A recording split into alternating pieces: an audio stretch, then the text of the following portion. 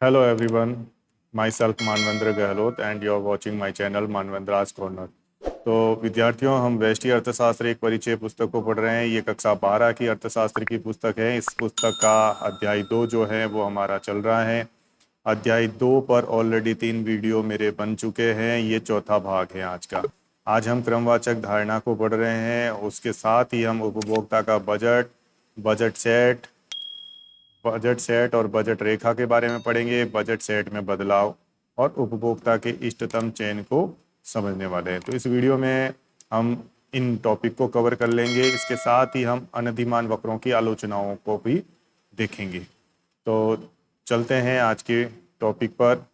कीमत रेखा क्या है, सबसे पहले तो ये समझते हैं।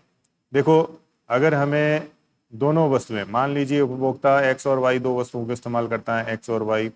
एक्स की कीमत मान लीजिए 10 रुपये है, वाई की कीमत मान लीजिए 5 रुपये है, और उपभोक्ता के पास मनी यानी बजट है उसके पास 100 रुपये। तो एक्स और वाई की कीमतों के आधार पर हम इस 100 रुपये को अगर देखते हैं तो हम उपभोक्ता के अधिकतम व्यय को निकाल सकते हैं। अगर एक उपभोक्ता अपनी समस्त आय एक्स वस्तु पर व्यय करें, एक्स वस्तु पर अपनी समस्त आय व्यय करें, अपनी आय समस्त यानी ये 100 रुपये पूरे एक्स वस्तु पर खर्च कर दे, तो एक्स की अधिकतम कितनी मात्रा खरीद सकता है? तो आराम से हम निकाल सकते हैं। 100/10 करेंगे, उसके बाद हमें मालूम चल जाएगा 10 वस्तुएं एक उपभोक्ता इस आय में अधिकतम ले सकता है। क्या वो 11 ले सकता है? नहीं ले सकता है ना। तो एक्स की अधिकतम मात्रा का निर्धारण करने के लिए हमारे पास समीकरण है px.x प्लस py.y बराबर m।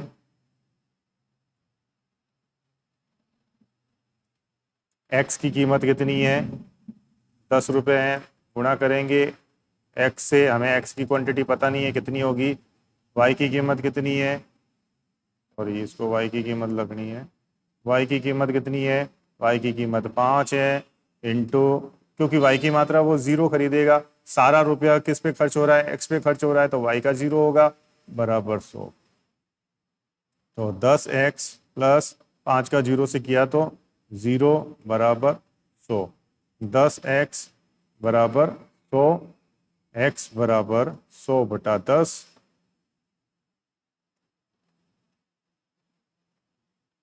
तो x की अधिकतम मात्रा कितनी होगी? 10 इकाई, यानी 10 क्वांटिटी में वह x वस्तु को खरीद सकता है। यह 100 रुपये अगर पूरे खर्च करे तो। इसी तरीके से हम y वस्तु की मात्रा निकाल सकते हैं। y की अधिकतम मात्रा को हम किस तरीके से निकालेंगे? py.y प्लस px.x बराबर m। ये फॉर्मूला है। y की कीमत कितनी है? 5 रुपये है। इंटू वाई की कितनी मात्रा खरीदेगा हमें ज्ञात नहीं है, y का y, प्लस x की कीमत कितनी है? 10 है, गुणा x की अधिकतम क्वांटिटी क्या होगी? 0 माने, क्योंकि y पर सारा पैसा खर्च कर रहा है, तो x की क्वांटिटी क्या हो जाएगी? 0 हो जाएगी। ये 100 उपभोक्ता का बजट। तो 5y प्लस 10 का 0 से किया 0 बराबर 100। 5y बराबर 100, y बराबर 100/5 बराबर 20। तो y की अधिकतम कितनी मात्रा खरीद सकता है? उपभोक्ता अपनी सारी आय अगर y पर खर्च करे तो y की अधिकतम 20 इकाइयाँ खरीद सकता है। और उसी तरीके से अगर सारी आय उपभोक्ता अपनी x वस्तु पर व्यय करे तो वह x की अधिकतम 10 इकाइयाँ खरीद सकता है। अब इस सूचना के आधार पर हम बजट रेखा खींच सकते हैं। बजट रेखा खींचने के लिए क्या करेंगे?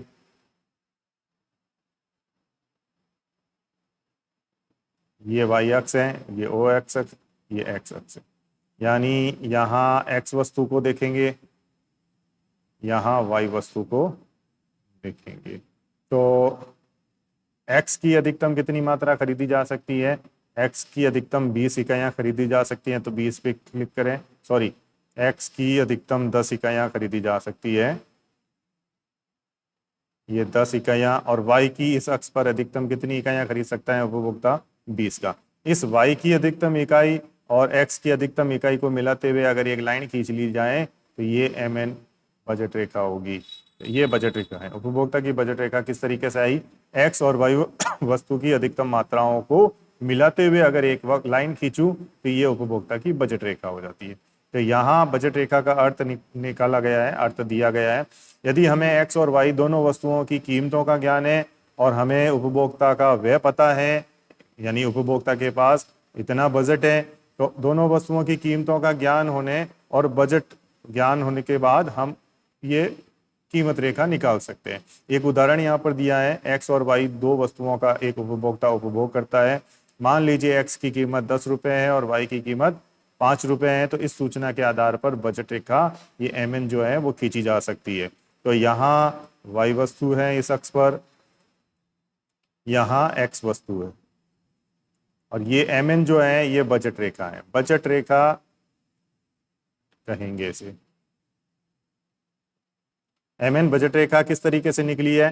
वाई की अधिकतम उपभोक्ता 20 इकाइयां खरीद सकता है, एक्स की अधिकतम इकाइयां 10 खरीद सकता है। तो वाई की अधिकतम इकाइयों की मात्रा वाले पॉइंट को एक्स की अधिकतम इकाइयों वाले पॉइंट से मिलाते हुए अगर एक लाइन खींचूं मैं, तो ये लाइन बजट रेखा होगी। अब खास बात आपको ये ध्यान रखनी है कि इस बजट रेखा को जिस आधार पर, जिस बजट के आधार पर ये खींची गई है, मान लीजिए हमने उपभोक्ता का 100 रुपए बजट के आधार पर ये बजट रेखा खींची है, तो इस बजट रेखा पर कोई भी बिंदु स्थित होगा तो उस बिंदु पर क्या होगा? उपभोक्ता का व्यय समान होगा।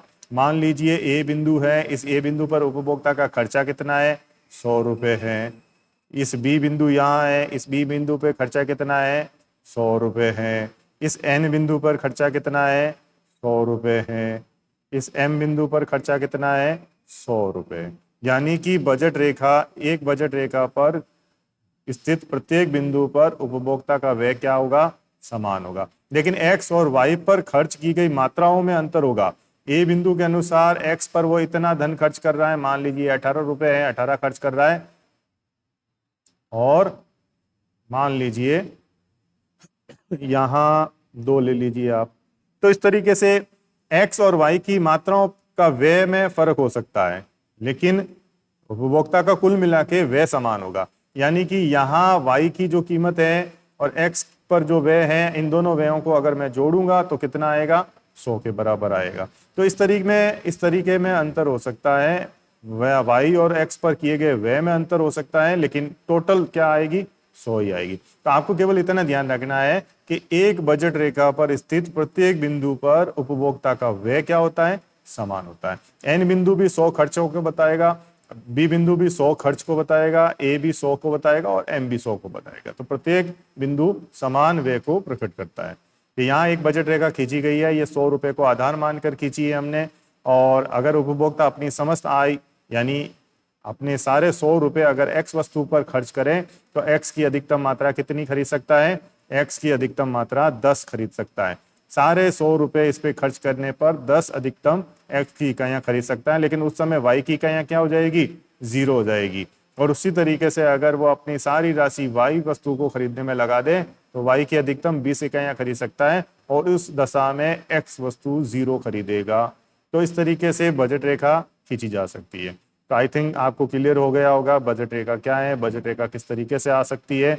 बजट रेखा की उत्पत्ति उपभोक्ता की आय पर डिपेंड करती है। उपभोक्ता की आय बढ़ जाती है तो बजट रेखा में शिफ्टिंग हो सकती है। अब मैं इस तरीके से बता दूं, मान लीजिए बजट रेखा में शिफ्ट किस तरीके से हो सकता है।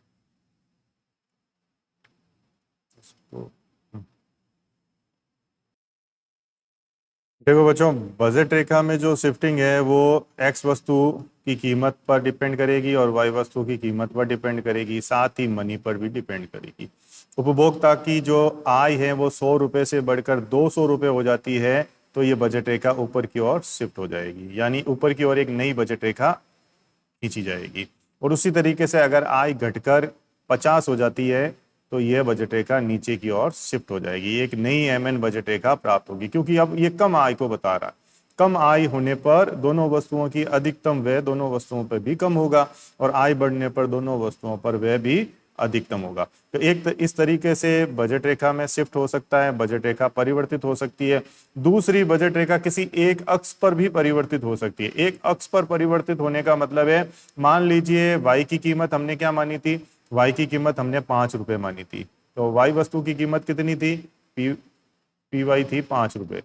तो अगर वाई की कीमत 10 हो जाती है तो मान लीजिए वाई की कीमत बढ़ जाती है तो बजट रेखा वाई अक्ष पर क्या हो जाएगी, विवर्तित हो जाएगी, यानी अब वो अधिकतम 10 इकाइयां ही खरीद सकता है, लेकिन एक्स की मात्रा पे कोई फर्क नहीं पड़ेगा, एक्स वही पहले जितनी है।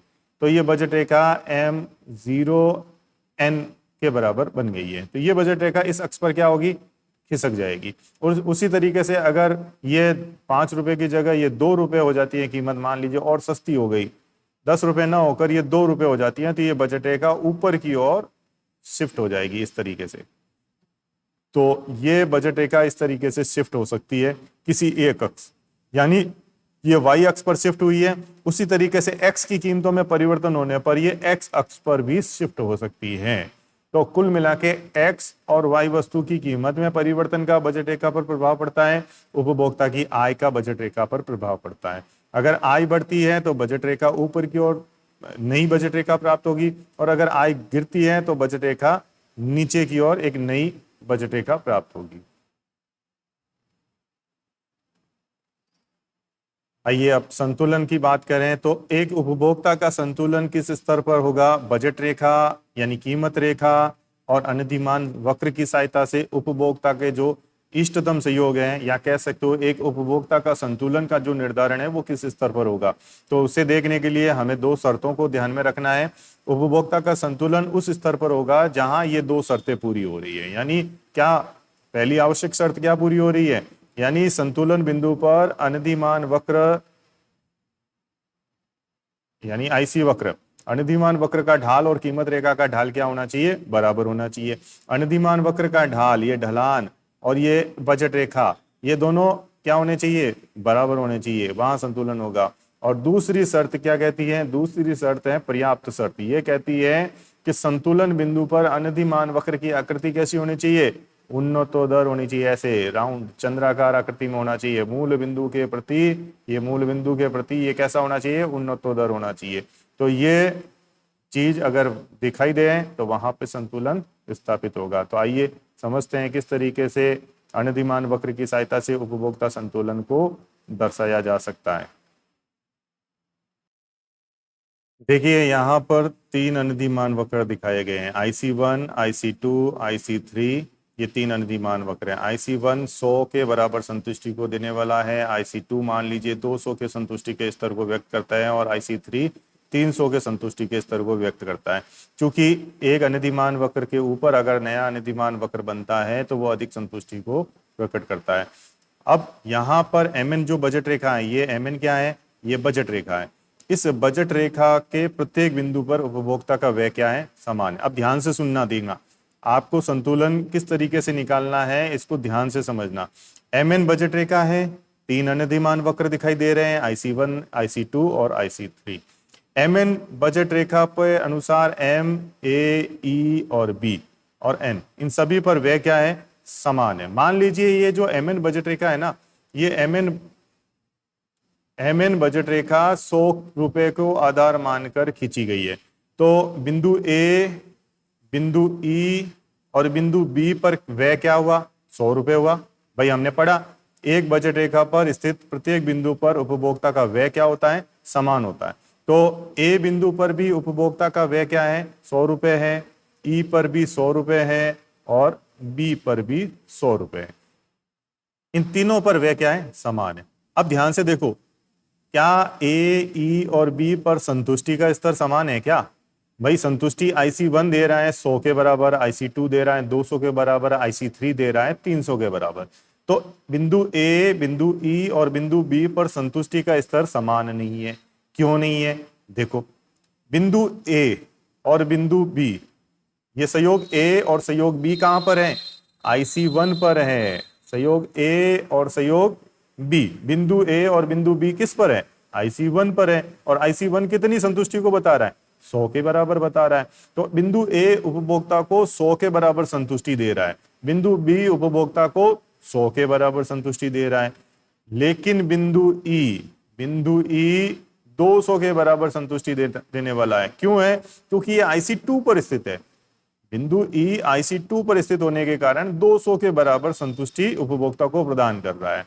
अब एक आर बिंदु मान लीजिए इस वक्र पर है, IC3 पर आर बिंदु है, इस आर बिंदु पर संतुष्टि का स्तर 300 है, लेकिन ये उपभोक्ता की आय से बाहर है। MN बजट रेखा 100 को आधार मान के खींची गई है। इस बजट रेखा के ऊपर वाला जो भी भाग है वो उपभोक्ता की पहुंच में नहीं है। ये आर बिंदु उपभोक्ता की आय में नहीं है। उपभोक्ता इस आय आर बिंदु पर जा नहीं सकता क्योंकि ये उसकी आय से बाहर है। तो इस आय के अंदर अंदर जो भी रहेगा वो उपभोक्ता की पहुंच में रहेगा। तो ई बिंदु संतुलन का बिंदु होगा क्योंकि इस आय में उपभोक्ता मैक्सिमम 200 के बराबर संतुष्टि प्राप्त कर रहा है। इससे बेहतर संतुष्टि और कहीं प्राप्त नहीं हो सकती। बिंदु ए और बिंदु बी पर 100 रुपए खर्च तो हो रहे हैं, लेकिन संतुष्टि का स्तर क्या है? 100 रुपए है। 100 यूटिल्स के बराबर है। मान लीजिए 100 यूटिल्स के बराबर उपयोगिता मिल रही है, तो बिंदु ए और बिंदु बी 100 रुपए खर्च करके 100 के बराबर उपयोगिता देता है, जबकि बिंदु ई 100 रुपए खर्च करके 200 के बराबर संतुष्टि देता है। तो बिंदु ई बेहतर है उपभोक्ता के लिए, यानी बिंदु ई उपभोक्ता का संतुलन का बिंदु होगा। एक सरल सा उदाहरण ले लीजिए। 5 रुपए में मान लीजिए, 5 रुपए में बर्फ का गोला आता है, आइसक्रीम, बर्फ की गोला वाली आइसक्रीम आती है, और 5 रुपए में मान लीजिए चौक बार आती है। तो मजा किस में आएगा? चौक बार में ज्यादा मजा आएगा। बर्फ के गोले की तुलना में चौक बार ज्यादा अच्छी लगेगी आपको। हो सकता है आपको बर्फ का गोला ही अच्छा लगे, लेकिन चौक बार बेहतरीन है। इस आय और इस बजट में ये सबसे जो है सर्वोत्तम स्तर है। इस सर्वोत्तम स्तर के आगे उपभोक्ता के लिए और इस आय में नहीं आ सकता, यानी शिखर पॉइंट है। अगर मैं तुम्हें कहूं कि तुम अपने घर के सबसे ऊपर माले पे पहुंच जाओ, अगर आप यहाँ खड़े होकर बोलते हो कि मैं सबसे ऊपर वाला भाग पे पहुंच गया तो गलत है। आपको पानी की टंकी पे भी चढ़ जाना है अपने घर के ऊपर, और वहां आप कहोगे कि मैं मेरे सबसे सर्वोत्तम स्तर पे पहुंच गया। अब इससे ऊपर मैं जा नहीं सकता क्योंकि ये मेरी आय और मेरे आधार से बाहर है। तो वही चीज है, उपभोक्ता की इस आय में ये ई बिंदु उसके लिए सर्वोत्तम है। क्यों? क्योंकि उपभोक्ता की इस 100 रुपए आय के आधार पर वो सर्वोच्च उपयोगिता 200 के बराबर प्राप्त कर सकता है। तो यहां उसको होना चाहिए। तो ये संतुलन का बिंदु होगा। अब दोनों शर्तें देख लो। उपयोगिता विश्लेषण, अनधिमान वक्र और बजट रेखा की सहायता से उपभोक्ता के संतुलन के लिए हमने 2 शर्तें अभी पढ़ी थी। पहली पर्याप्त शर्त क्या थी? बजट रेखा का ढाल। बजट रेखा का ये ढलान है और ये अनधिमान वक्र का क्या है? ढाल है। ये दोनों क्या हो रहा है? बराबर है। ई बिंदु पर MRS XY क्या बताती है? अनधिमान वक्र का ढाल बताती है। PX बटा PY क्या बताता है? बजट रेखा का ढाल बताता है। बजट रेखा का ढलान किस तरीके से होगा वो PX बटा PY बता रहा है। तो MRS XY और PX बटा PY बराबर हो रहे हैं ई बिंदु पर। इसका मतलब यूं समझ लो कि बजट रेखा का ढलान और अनधिमान वक्र का ढाल ई बिंदु पर बराबर है। तो दोनों बराबर हो रहे हैं। इसके साथ ही दूसरी शर्त क्या है? अनधिमान वक्र इस स्तर पर क्या है? मूल बिंदु के प्रति उन्नतोदर है। तो इस स्तर पर संतुलन निर्धारित होगा और उपभोक्ता ई बिंदु उपभोक्ता के लिए सर्वोत्तम स्तर है।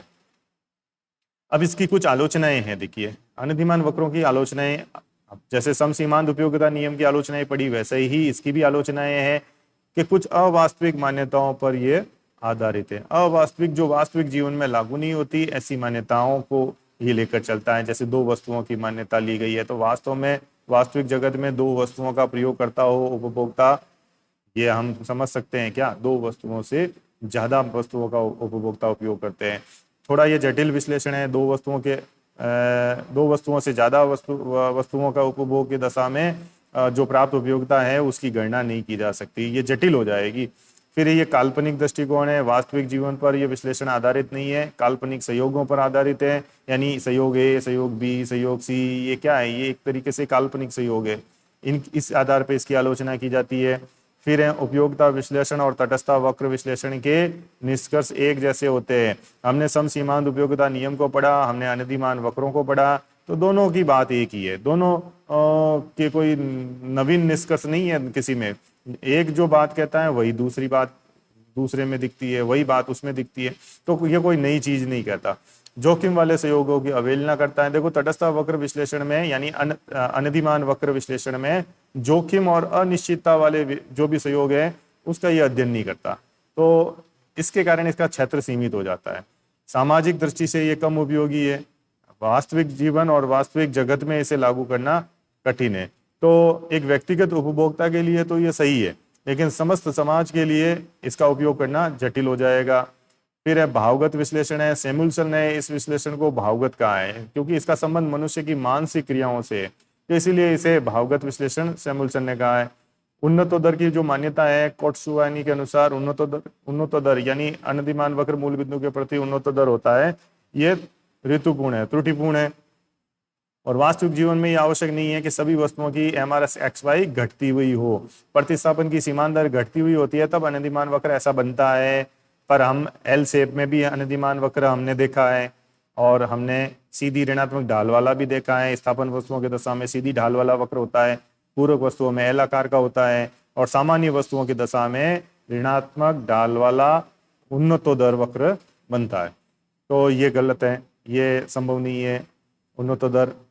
फिर है नई बोतल में पुरानी शराब। देखो रॉबर्टसन कहता है कि ये कोई नई चीज नहीं है ना। यहाँ पर हमने क्या किया है कि नई बोतल में पुरानी शराब परोस दी है, यानी जो समसीमांत या गणनावाचक प्रणाली के जो बात है वही हमने इसमें रखी है। यानी गणनावाचक प्रणाली में हम 1 2 3 के स्थान पर क्रमवाचक प्रणाली में हमने क्रम दे दिए, यानी गणना गिनती करते हैं उसमें, इसमें क्रम दे दिए, फर्क कुछ नहीं है। इसी प्रकार उपयोगिता के स्थान पर हमने प्राथमिकता क्रम बोल दिया।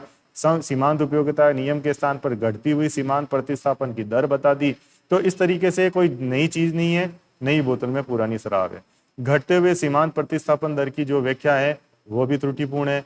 प्रोफेसर आर्मस्ट्रांग के अनुसार क्या कहता है प्रोफेसर आर्मस्ट्रांग, घटते सीमांत प्रतिस्थापन दर की व्याख्या घटती सीमांत उपयोगिता की सहायता के बिना नहीं की जा सकती। तो इस सिद्धांत के अनुसार जो घटती सीमांत प्रतिस्थापन की दर है इसको हम समझने के लिए सीमांत उपयोगिता का जो हाश नियम है उसके बगैर हम इसको नहीं कह सकते। अब सीमांत उपयोगिता घटती हुई है, इसको किस तरीके से हम लेंगे? तो देखो जैसे जैसे कोई व्यक्ति किसी वस्तु का उपभोग बढ़ाता है तो उससे मिलने वाली सीमांत उपयोगिता क्या होती है? घटती जाती है। एक उदाहरण दे देता हूं मैं। मान लीजिए एक रेगिस्तान है, इस रेगिस्तान में एक व्यक्ति प्यासा है। अब पानी की 1 गिलास के लिए वो क्या कर सकता है? पानी की 1 गिलास के लिए वो 100 रुपए देने को तत्पर हो सकता है, लेकिन पानी की दूसरी गिलास के लिए वो 100 रुपए नहीं देगा। मान लीजिए वो दूसरी गिलास 90 रुपए में खरीदता है, तीसरी गिलास फिर वो 90 रुपए भी नहीं देगा। इस तरीके से मान लीजिए 5वीं गिलास तक वो आ जाता है 50 रुपए, छठी गिलास 50 रुपए में भी नहीं खरीदेगा, 7वीं 8वीं गिलास तो 0 रुपए पर खरीदेगा, वो उसको जरूरत ही नहीं है। क्यों? क्योंकि जैसे जैसे उपभोक्ता ने पहली इकाई का उपभोग किया उसके बाद उसकी सीमांत उस वस्तु से मिलने वाली उपयोगिता उसको प्राप्त हुई तो उसकी कुछ आवश्यकता को पहली इकाई ने पूरा कर दिया। तो जिस तरीके से जैसे जैसे इकाइयों का वो उपभोग बढ़ाता जाएगा वैसे वैसे उनसे मिलने वाली सीमांत उपयोगिताएं क्या होगी? वो घटती जाएगी। फिर 11वीं जो आलोचना कहती है कि हास्यास्पद संयोगों का महत्व नहीं। देखो हम 2 ऐसे वस्तुओं के संयोगों पर विचार करें तो कभी कभी कुछ संयोग इतने हास्यास्पद बन जाते हैं कि वास्तविक जीवन में उसका कोई अर्थ नहीं होता। जैसे एक संयोग 10 कमीज और 2 जोड़े जूतों का है। यदि हम कमीजों को कम करते जाएं और जूतों को बढ़ाते जाएं तो एक संयोग ऐसा आएगा 2 कमीज और 10 जूतों का होगा। अब 10 जूतों का क्या करें? 2 कमीज और 10 जूते, ये अव्यवहारिक है। आमतौर पर ये कोई भी व्यक्ति इस तरीके से नहीं पसंद करेगा। तो ऐसे संयोग इसमें बन सकते हैं। एक वस्तु का प्रयोग घटाएंगे दूसरी वस्तु पर वह बढ़ेगा, तो इस प्रकार के संयोग बनेंगे। तो ये कुछ हास्यास्पद संयोग निर्मित हो जाते हैं। अधिकतम संतुष्टि की अवास्तविक मान्यता। तो देखो तटस्थ वक्र यानी अनधिमान वक्र विश्लेषण भी उपयोगिता विश्लेषण की तरह अधिकतम संतुष्टि की अवास्तविक मान्यता पर आधारित है। वास्तविक जीवन में इस प्रकार की कोई बात नहीं दिखती और कोई भी उपभोक्ता अपनी आय को खर्च करते समय यह ख्याल नहीं रखता कि किस वस्तु से उसे अधिकतम संतुष्टि मिलेगी और किस वस्तु से कम संतुष्टि। इस तरीके से कोई भी उपभोक्ता विवेकशील नहीं होता, वह यह चीज देखकर अपनी आय को खर्च नहीं करता। फिर है अव्यवहारिक। मॉरिस ने इसे अव्यवहारिक कहा है, यानी अनधिमान वक्र विश्लेषण अव्यवहारिक मान्यताओं पर आधारित है। वस्तुएं समरूप होती है, यह मान्यता पूर्ण प्रतियोगिता की अवस्था में ही संभव है, लेकिन वास्तविक जगत में पूर्ण प्रतियोगिता की दशा नहीं पाई जाती। अब पूर्ण प्रतियोगिता बाजार क्या है? ऐसा बाजार जिसमें समरूप वस्तुएं होती है और बहुत सारे क्रेता होते हैं। इस प्रकार की बाजार दशाएं पूर्ण प्रतियोगी बाजार दशाएं कहलाती है। हम बाजार में वेस्टी के अंतर्गत ही हम बाजार में इनको डिटेल से पढ़ेंगे। तो निष्कर्ष में हम संक्षेप में कह सकते हैं कि उपयोगिता विश्लेषण की अपेक्षा अनधिमान वक्र विश्लेषण उपभोक्ता व्यवहार के अध्ययन का एक सुधरा हुआ रूप है। तो आज के वीडियो में इतना ही। नेक्स्ट वीडियो में हम मांग के टॉपिक को शुरू करेंगे और उसके बाद ये चैप्टर पूरा होने के बाद हम एक लाइव क्लास आपकी प्रॉब्लम सॉल्व के लिए रखेंगे। तो तब तक के लिए आपका दिन शुभ हो। Good bye.